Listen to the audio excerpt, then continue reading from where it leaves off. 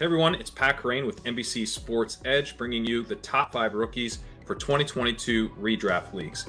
Before I get into the top, I want to mention Kenneth Walker, who could be as high as number 3 on this list, but following the Baker Mayfield trade to Carolina, it's a little hard to get excited about a 2-down running back splitting time with last year's most efficient rusher, Rashad Penny, in the Geno Smith or Drew Lock-led offense. I think he's a strong pick, but I'm more excited about number 5, Garrett Wilson.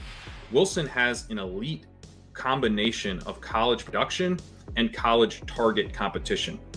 He was competing for targets last season with Chris Olave, who was drafted in the first round, and Jackson Smith and Jigba, who could end up being 2023's number 1 rookie wide receiver, but Wilson was more productive than both. Wilson was also part of the reason that Jameson Williams had to transfer from Ohio State to Alabama after 2 seasons, which I think ultimately speaks pretty well of Wilson's ability to earn his coach's trust, given that he was so firmly ahead of a talent like Williams on the depth chart. And Wilson's ability to earn trust will be really key because he has a chance to actually play ahead of Elijah Moore this year in 3 wide receiver sets if Moore is ultimately seen as more of a slot receiver, and leaving Wilson to play with Corey Davis in 2 wide receiver sets potentially.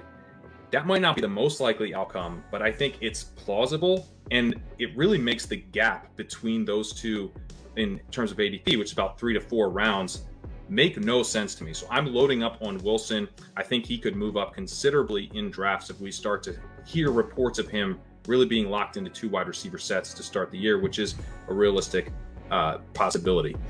Moving to number 4, Skye Moore. Skye Moore was a 2nd round pick, but landing with the Chiefs, easy to see why people have become very enamored with his prospects in 2022. One of the things I really like about Moore is that he's versatile. That versatility should be key in getting him playing time this season because it's unclear exactly who he displaces for targets. The Chiefs entering training camp have a 3 wide receiver set that will be Marcus Valdes-Scantling, Mecole Hardman, and Juju Smith-Schuster, with Skye Moore likely being the number 4 option. But Moore was great out of the slot in college. He was also great on the outside. At 195 with 4.4 140, he has the size and speed to really play anywhere, which will be important for him eventually kind of finding the weak spot on the depth chart to move up. I think it's probably most likely that he ends up moving Mecole Hardman into kind of his typical number 4 role and playing ahead of him as the season progresses. If he's as talented as his prospect profile indicates that he might be, playing with Patrick Mahomes, he could be a really strong fantasy option down the stretch in 2022. Number 3, Treylin Burks. After the draft, Burks looked like he was in line for a ton of targets on a weak Titans depth chart with A.J. Brown out of the picture. He's since then struggled with asthma and conditioning issues, which have really dampened expectations for him this year and have come with a significant ADP discount. He's now going in the 8th to 9th round in drafts. At that kind of price, it's important to remember just how high his ceiling really is. I mean, this was the engine of an SEC offense. This is a player who's efficient at a variety of depths. This is a player who's tremendous after the catch. The Titans are desperate for a playmaker to emerge with Brown gone. Their top 2 wide receivers entering training camp are Robert Woods coming off an ACL tear and Nick Westbrook-Ikhine. So Burks may have trouble getting immediate playing time as he kind of earns back his coach's trust as he gets up to the NFL conditioning level that he needs to be at. But down the stretch, he still has a ton of upside for targets and playmaking ability. Number 2, Drake London.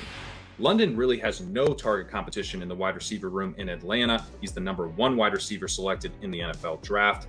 And I mean, the target competition really can't be understated. He's looking at Bryan Edwards, Olamide Zaccheaus, and Tate in the wide receiver room.